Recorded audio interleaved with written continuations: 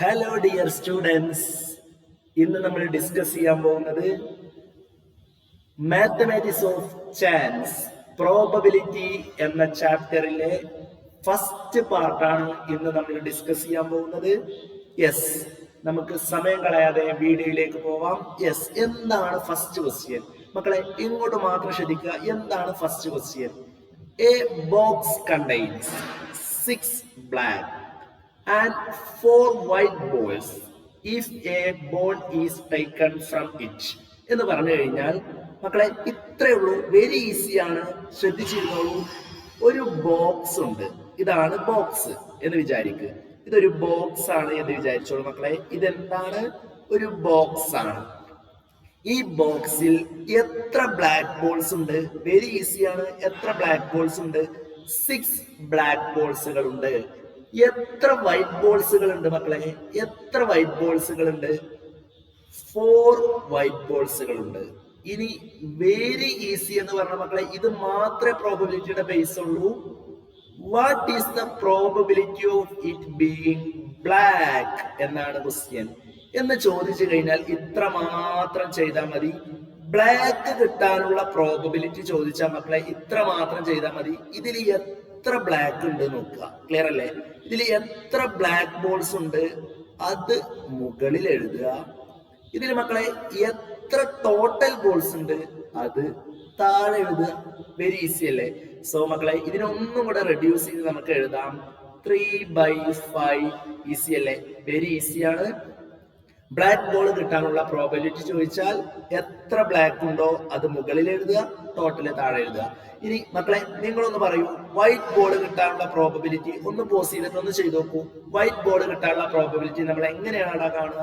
Very ഈസിയാണ് മക്കളെ. ഇതിൽ എത്ര വൈറ്റ് ബോൾസ് ഉണ്ട് അത് മുകളിൽ എഴുതുക. ക്ലിയർ അല്ലേ? ടോട്ടൽ എത്ര ഉണ്ട്? 10. അത് താഴെ എഴുതുക. Very easy. So answer 2/5. Clear അല്ലേ? ക്ലിയർ അല്ലേ?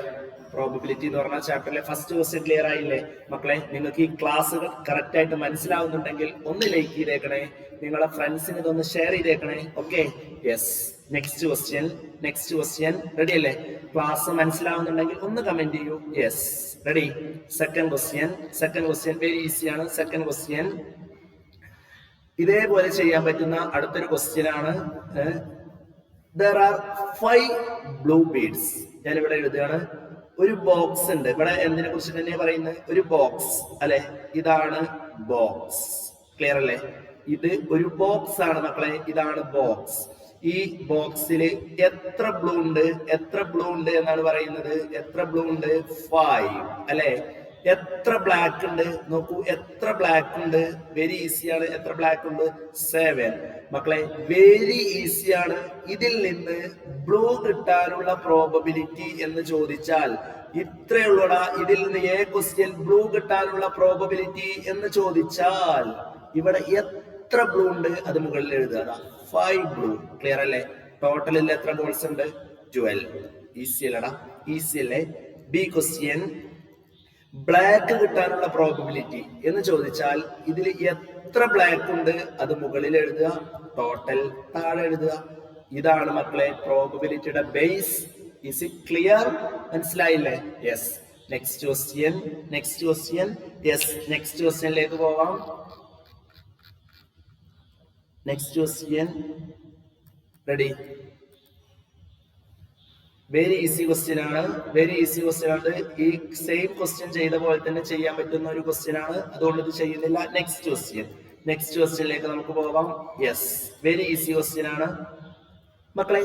Each letter of the word Malayalam is written on paper slip and put in a box.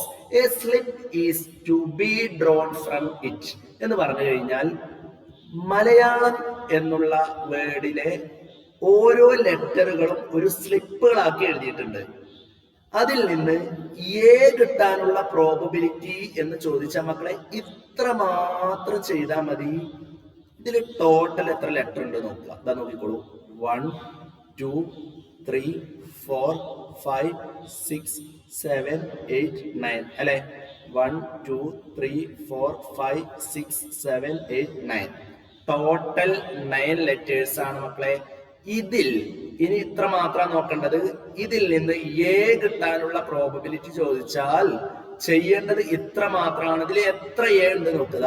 ഒരു എ അല്ലെ, അടുത്ത എ ഇതടക്കും മക്കളെ, അടുത്ത എ ഇതടക്കുന്നു, അടുത്ത എ ഇതടുത്ത എ. എത്ര എ ഉണ്ട് ഇതില്?